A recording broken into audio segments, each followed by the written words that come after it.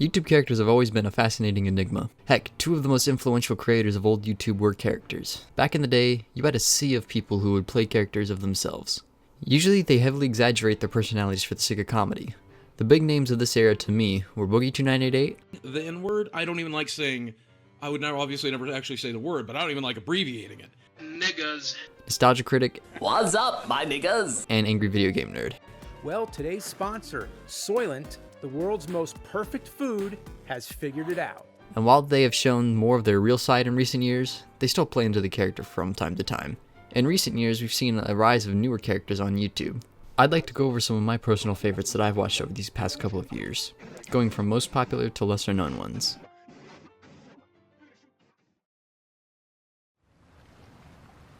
The itsy bitsy spider come off the drummer's spark.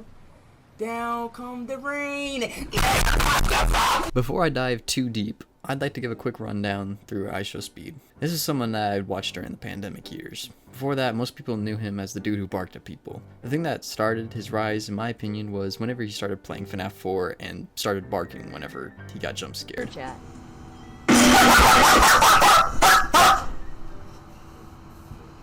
What is wrong with me, bro? Slowly but surely, Speed was gaining more viewers from his crazy antics, which in turn made Speed crank up the craziness. Where Speed truly peaked for me was 4th of July 2022, where he set off a freaking Pikachu firework at his room.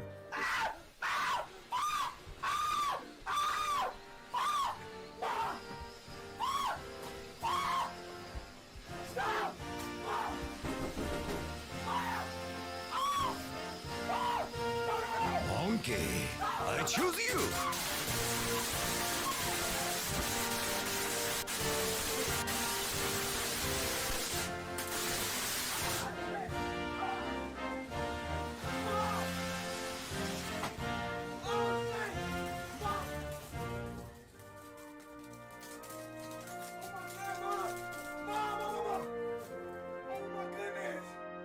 Oh, and showing his meat was kind of funny, I guess. After that, I slowly stopped watching Speed, mostly due to burnout, and he started to get caught up in some shady stuff. Most people ain't gonna forgive you for crypto scams. Also being associated with Aiden Ross instantly makes you a dweeb, chimp, honky, dweeby chimp, honky dweeb, and worst of all, Chomsky honk. Mr. Beastie Boo. Oh, it's big. Here we go. Here we go. Beastie Boo Boo's sandwich. Beastie Boo Boo's set. I like pedophilia. I hate children. Nikocado Avocado, where to start with this fatty? Nick was probably the first creator that I actively kept up with. I've created so many arcs for Nick's YouTube career that I made a fucking timeline for it. Okay, here's the timeline that I made. I'm kind of just going off of memory. Like this is all my notes are. So we have before the fat. This is whenever he was still a vegan. He was very poor, but you know what? He was a skinny man. He weighed about 150, I think it was, somewhere around there. He also played the violin. He was pretty good at the violin. You can find some old clips of him on there, on the internet. But yeah, he doesn't really play it that much anymore.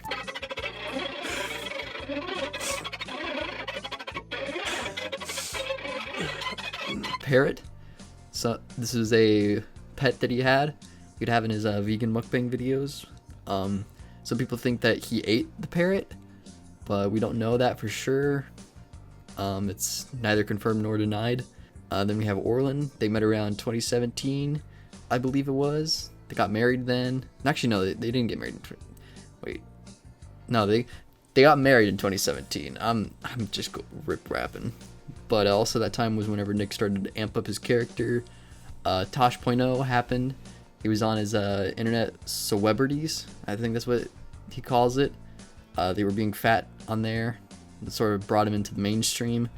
Then we have the chicken sandwich meme, where he sat in his car and ate the Popeye's chicken sandwich and screamed. You know, good meme. Then we have the Drama Alert videos. Keemstar brought this fat person on to make fun of him. It was pretty funny. Brought Leafy back from the dead for a little bit. Made like 3 videos, like most good trilogies. First one's pretty good. Second one's amazing. Third one's not as good, but you know, they're still great. Then we have divorces. This is whenever Nick and Orlin got divorced like 15 times. They met like so many different people. Jasper was a boyfriend of Nick for a while. Definitely not Orlin in a panda costume. Then we have merch, you know, his iconic catchphrase, it's just water weight, or I'm getting fat and I don't know why. My personal favorite's the emotions one, where it's just him crying. That's my favorite one. I actually own that one. We have the McDonald's beef, not burger. Usually he'd have beef with people when he's getting the McDonald's meals. The Travis Scott meal, called them the Travis Skeets, Travis Scoot. BTS burger meals, make fun of K-pop stands, which is perfectly fair. But yeah, there's that McDonald's beef. Meat Canyon happened. Meat Canyon made a funny little cartoon. Actually, probably my favorite Meat Canyon cartoon, because it's more depressing than it is like creepy. Because it just shows that Nick's probably gonna die of his lifestyle choices. He's gonna isolate everybody. Nick didn't really like that. That led into the bedbound arc, where he was bedbound, couldn't move from his bed, ate at his bed. It was very, very funny art. Then here, my personal favorite, but also the start of the end, the Oompaville arc. Nick and Oomp hung out together, and then people saw for what Nick was. And they thought he could be a redemption, but that didn't happen. He started to lose viewers, started uploading less, and yeah, that's where the story is so far. The main thing I really like about Nick is the line is incredibly difficult to tell what is real and what is fake. Like the fights, divorces, all that other shit is probably fake, but the weight gain is 100% real. Like bro was weight maxing before it existed. Nick was very committed to the bit, almost never breaking character in his videos. Occasionally you would see him break for just a second, but then he would go back on track. King Henry VIII from the web. Have a look. He was attractive, right? Looks like just like you. He used to be craned on his horse, like they used to crane him onto his horse. This continued for many years as all the drama arose, but the facade came crumbling down when he started making videos with Oompaville. Now I really enjoy the videos Nick and Oomp made together. It brought Nick into a new environment and showed that he's actually a pretty chill guy. The Oompaville arc culminated when Nick, Oomp, and Meat Canyon uploaded McDonald's mukbang, and to be honest, it was my favorite video of 2022. This is where Nick breaks character the most, and you can tell he's having a great time. But unfortunately, this is where people started to catch on to the act. People stopped watching him, and he started to upload less. Hell, he just released a video titled Bye, which wouldn't be out of the ordinary, but with all other things into consideration, this could be the end. I'll keep tabs on Nick every now and then to see if he's still alive, and he'll always have a place in my heart. My perfectly normal, heart-diseased-free heart. What's a no nut in November? We went over this. I know it's November, but why would it be no nut? Because when you nut, it's like this. Bill.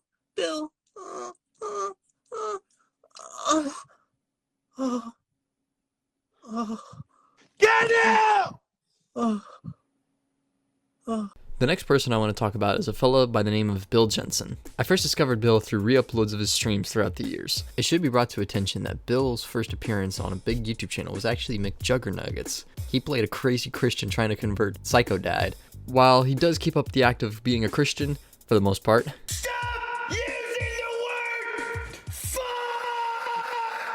his audience, not so much.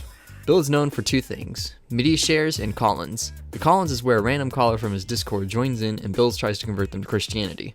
It's usually a 50-50 on whether or not it's a troll. Results may vary on what the troll might do, say the N-word or other slurs, do something sexual, or in one case, tell a story about how they turned their mom's ashes into brownies. Walked past my mom's urn because she had died not that long ago, so I kind of mixed her ashes into the brownies, and then when I was taking a nasty ass crap, like later on, I was touching myself inappropriately while crapping out her ashes. This is your mouth!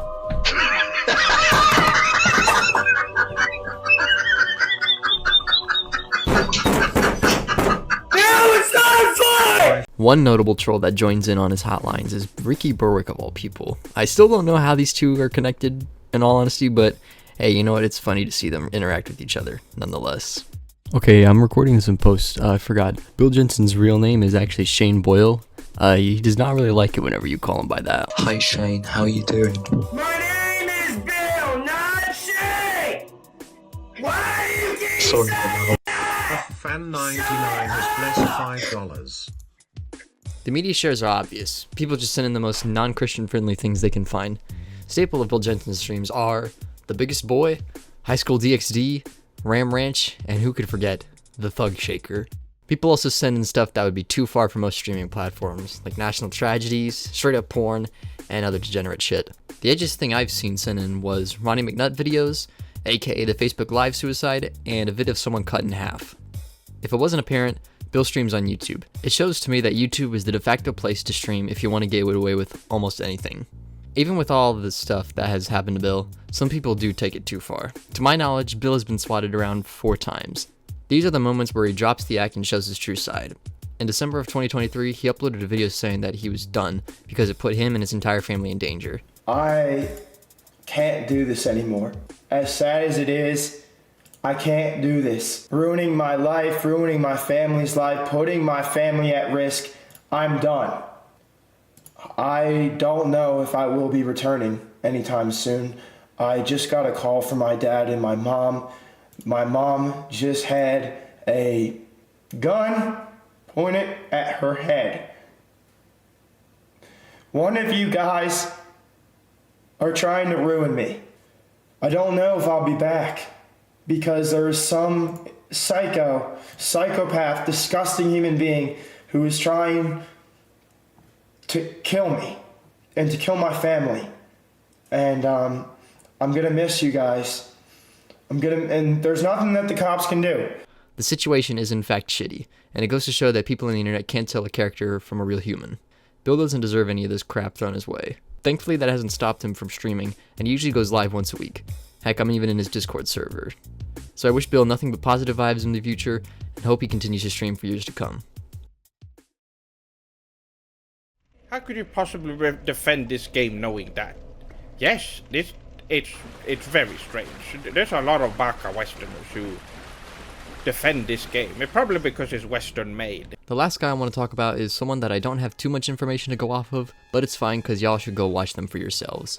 Sephiroth Sword 57, the average Redditor judging by the profile picture. I first found out who he was when my friend sent me a Punch Punch Forever vid, and he was the Emperor at the end. That sent us down a rabbit hole of trying to dissect this specimen. Sephiroth, or Sef-sama, is someone who is into Japanese culture, and I mean really into the culture, to the point where he despises anything American made. This game has no respect for Japanese culture. You having fun yet? No, this is pretty boring. Just as boring as the earlier games. All true Japan fans would agree that From Software is a stain on Japanese action game culture. High-tempo action with awesome stylish fast-paced combat is the way to go when making a Japanese action game. And not something like this. Anyway, I think that Dark Souls should release their own console to release their shitty games on, instead of abusing the powerful PlayStation 4. The first video I watched from him was his GTA San Andreas 2 vid. There's so much to talk about with this video. Too many layers to discuss here, but there's lore like old school reviewers. The game keeps switching. First it's Saints Row 2, then San Andreas. Apparently this isn't even Sephiroth Sword. It's Seth Daddy 57 and his friends with fucking Pro Jared and Elliot Rogers. He doesn't even review the game. Like it's just a lore episode. But hey, I'm entertained, so I ain't complaining. The next vid I watched from him was his anime tier list. I'm not big into anime myself personally, but I can tell he's got good taste putting Cowboy Bebop underneath Naruto. To sum up everything, Seth is a perfect character, because you can tell he's committed to the bit and doesn't break character at all. The only time I've seen him break character were bloopers from a couple years ago, but besides that, he's still uploading occasionally and it's always great to see him upload. So Seth, or Sef-sama, I just want to say, 長生きして繁栄してください、相棒. I hope this video brings new eyes to some of my favorite creatures of the internet, and I hope that they all continue to entertain autists like myself. In saying that, I hope they stay relatively obscure, because gatekeeping is cool, and I don't want to see creators I like become mainstream and cringe.